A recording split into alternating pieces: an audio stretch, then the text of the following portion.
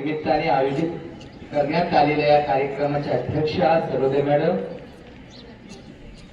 आपल्या सर्वांचे मार्गदर्शक विद्यालयाचे आदरणीय प्राचार्य हिरडे साहेब, ज्येष्ठ शिक्षक ठोकर सर, देशमुख मॅडम, उपस्थित सर्व रयत सेवक बंधू भगिनी, विद्यार्थी आणि विद्यार्थी, जो समाज वर्षानुवर्ष पिढ्यानपिढ्या समाजाच्या मुख्य प्रवाहापासून अलिप्त होता, ज्या समाजाने निसर्गाला आपला देव मानलं, जो समाज जंगलामध्ये राहिला पण त्या समाजाने निसर्गाला जपण्याचं काम केलेलं आहे, असा निसर्गप्रेमी असणारा समाज म्हणजे आदिवासी समाज. या समाजामध्ये कलागुण सर्व प्रकारचे आहेत, परंतु विकासाच्या संधीपासून हा समाज बऱ्यापैकी अलिप्त राहिला गेला, कारण मुख्य प्रवाहात यायला हा समाज तयार नव्हता. त्या समाजातील एक नेतृत्व म्हणजे बिरसा मुंडा. परिस्थिती अत्यंत गरिबीची, गरीब आईवडिलांच्या पोटी त्यांचा जन्म झाला. रानावनात खेळता बागडता हा बिरसा लहानाचा मोठा होऊ लागला. जंगलात फिरत असताना जंगलातील प्राण्यांशी मैत्री केली, जंगलातल्या प्राण्यांची भाषा अवगत केली आणि त्याचबरोबर आपले जे सारख्या वयाचे मित्र आहेत त्यांना एकत्रित केलं. तो जर काळ पाहिला तर आपल्या देशावरती इंग्रजांचं राज्य होतं.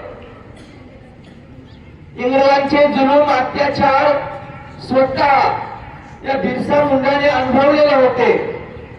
आपल्या आदिवासी समाजावर केले जाणारे अत्याचार पाहिले होते.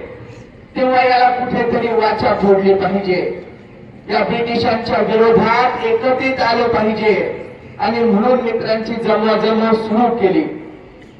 केवळ ब्रिटिशांकडूनच आदिवासी समाज हा असला गेला नव्हता, तर जमीनदार सावकार यांच्याकडून सुद्धा तो नाडला गेला होता. त्यामुळे मग या जमीनदारांच्या विरोधात, या सावकारांच्या विरोधात बंड पुकारण्याचं काम बिरसाजी यांनी केलं. कारण जमीनदारांच्या जमिनीमध्ये फक्त एका भाकरीसाठी राबणारी पिढी त्यांची होती. मग आपल्या हक्काचा मोबदला आपल्याला मिळाला पाहिजे. या जमिनी आपल्या आहेत, आपण या जमिनींचे मालक आहोत, म्हणून जमीनदारांच्या विरोधात त्यांनी लढा उभा केला. ब्रिटिशांच्या विरोधात लढा उभा केला. बिरसा मुंडा यांना पकडण्यात आलं, तुरुंगात टाकण्यात आलं, परंतु त्यांची तिथून पुन्हा सुटका झाली. ब्रिटिशांना असं वाटलं की आता बिरसाजी शांत बसतील, पण बिरसा मुंडा शांत बसणारा माणूस नव्हता.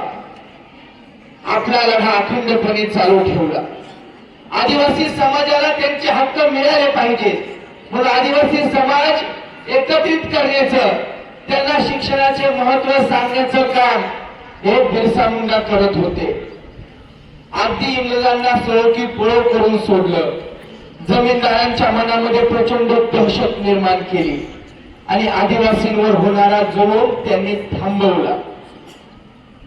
पण आपला भारत स्वतंत्र करण्यासाठी काहीतरी केलं पाहिजे, कारण आपला राष्ट्र आहे आणि आपल्या राष्ट्रामध्ये आपली प्रगती साधायची असेल तर इंग्रज इथून हटवले पाहिजे. म्हणून आपली इंग्रजांच्या विरोधात असणारी मोहीम बिरसा मुंडा यांनी चालूच ठेवली. प्रचंड आंदोलन सुरू केलं, लढा उभारला. बिरसा मुंडा यांना पकडण्यात आलं आणि त्यांच्यावरती वेगवेगळ्या कलमांच्या अन्वये देशद्रोहासारखे खटले दाखल करण्यात आले आणि त्यांना फाशीला देण्यात आले. बिरसा मुंडा भारताच्या स्वातंत्र्यासाठी शहीद झालेल्या आदिवासी समाजातील पहिला व्यक्ती. त्यावेळी त्यांचं वय किती असेल रे? वय होतं फक्त 25 वर्ष. वयाच्या 25व्या स्वातंत्र्यासाठी शहीद झालेला महान योद्धा, आदिवासी समाजाने ज्याला देव मानला असे बिरसा मुंडा, त्यांच्या मृत्यूच्या पश्चात पुढे भारत स्वतंत्रही झाला. मग भारत स्वतंत्र झाल्याच्या नंतर बिरसा मुंडा त्या झारखंड राज्यामध्ये राहत होते. त्या झारखंड राज्यातील रांची या ठिकाणी असणारे जे विमानतळ आहे, आंतरराष्ट्रीय विमानतळ, त्याला बिरसा मुंडा यांचे नाव देण्यात आलं.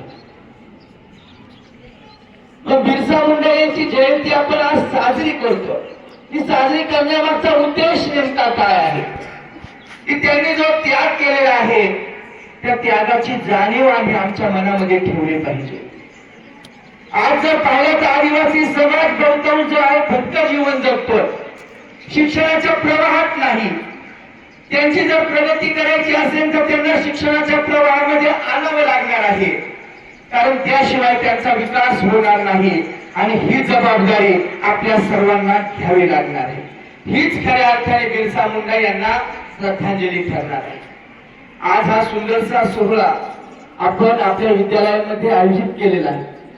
हा आयोजित करण्यामागे विद्यालयाचे प्राचार्य हिरडे साहेब यांच्या मार्गदर्शनामुळे अशा महापुरुषांच्या जयंत्या साजऱ्या करून त्यांचे विचार तुमच्यापर्यंत पोहोचवले जातात.